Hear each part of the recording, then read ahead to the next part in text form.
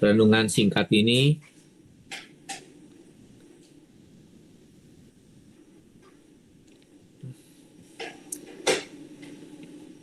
kita akan baca di dalam 1 Korintus 14 ayat yang keempat.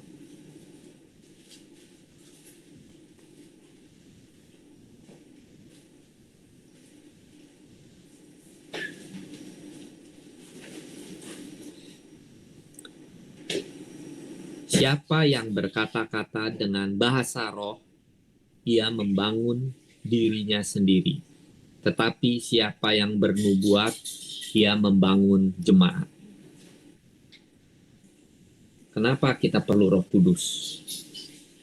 Ya, karena kalau kita baca kita penuh dengan Roh Kudus, maka cirinya adalah salah satunya kita akan bisa berkata-kata dengan bahasa roh. Ya, bahasa roh itu apa fungsinya? Apa perlunya? Ya, di sini memang kita tahu kalau Roh Kudus ada banyak namanya ya. Roh kebenaran berarti apa? Dia yang akan selalu membawa kita, menuntun kita kepada jalan yang benar, ya, seperti apa yang salah kita akan ditunjukkan, mana yang benar kita akan dipimpin, sehingga kita bisa mengikut Tuhan, karena Tuhan adalah jalan dan kebenaran, ya. Oleh sebab itu Roh Kudus, Roh kebenaran, Dia yang akan memimpin kita menjadi seperti Tuhan. Dia yang akan menolong kita kudus seperti Dia adanya, ya. Lalu Dia adalah Roh penolong, Roh yang akan menolong kita senantiasa, ya, menolong kita ngapain? Menolong kita untuk bisa kita masuk ke surga. Oleh sebab itu kita perlu Roh penolong. Dia yang akan menolong kita, ya. Apa yang kita nggak tahu, kadang-kadang kalau orang awam tanya bagaimana cara kita bisa masuk surga, naik apa? Tetapi dengan kita dipenuhi dengan Roh Kudus, Dia yang akan menolong kita sehingga kita bisa tahu jalannya, caranya untuk masuk ke surga. Roh penghibur, Dia juga yang akan menghibur kita. Saya percaya banyak kejadian yang terjadi, ya,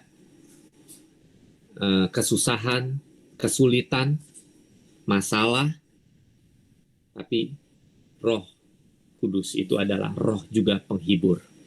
Berarti Dia akan menghibur kita di dalam segala apa yang kita hadapi di dalam dunia ini. Oleh sebab itu Tuhan akan mencurahkan Roh-Nya, ya, Roh Kudus-Nya, Roh yang menghibur kita. Sesusah apapun, kalau kita memiliki Roh Kudus, kita akan kuat, kita akan bisa melewatinya. Oleh sebab itu kita perlu Roh penghibur itu. Jadi semua nama-namanya itu merupakan juga tugas-tugas atau yang bisa Roh Kudus lakukan. Oleh sebab itu sangat penting kita untuk bisa dipenuhkan dengan Roh Kudus. Dan yang terakhir, yang penting, yang tadi kita sudah baca, yaitu di 1 Korintus 14 ayat 4. Ia membangun dirinya sendiri.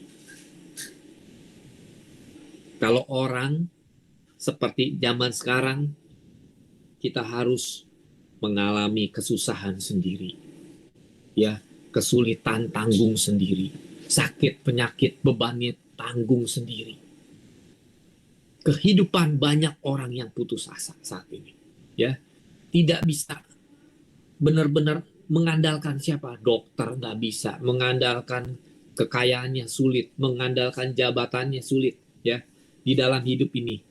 Siapa yang bisa membangun, membangkitkan Rohnya Dia, memberikan semangat? Kalau kita penuh dengan Roh Kudus. Di situ Dia katakan, siapa yang berkata-kata dengan bahasa roh, dengan kita penuh dengan Roh Kudus, maka kita akan bisa berbahasa roh. Berarti di sini kita bisa membangun diri kita. Keterpurukan apapun yang kita alami, kalau kita punya Roh Kudus, itu akan bisa membuat hidup kita ini bersemangat, hidup kita ini penuh spirit, ya, penuh gairah, tidak peduli seberapa besar masalah kita. Kalau Roh Kudus ada, kalau kita bisa dengan berbahasa roh, maka ia akan membangun dirinya sendiri. Ya, ada banyak orang, ada uang abang sayang, ya, berarti apa? Ada teman yang bisa, tetapi kalau nggak ada semuanya, siapa yang bisa nolong kita? Roh Kudus. Ia akan membangun diri kita di saat tidak ada satupun yang bisa menolong kita. Kita bisa tutup pintu, masuk ke dalam kamar, berdoa, berbahasa roh, dan bangun diri kita, menguatkan iman kita. Oleh sebab itu mari kita perlu mencari Dia, mencari Roh Kudus, kepenuhan Roh Kudus, untuk kita bisa selalu kuat di dalam hidup kita. Kita percaya iblis ingin menjatuhkan, tetapi kalau ada yang membangun selalu kehidupan kita, ya, iman kita selalu dibangun, kerohanian kita dibangun, maka tidak ada yang bisa kita tidak lalui bersama Roh Kudus. Puji Tuhan. Ya, baiklah. Kita akan masuk di dalam doa kita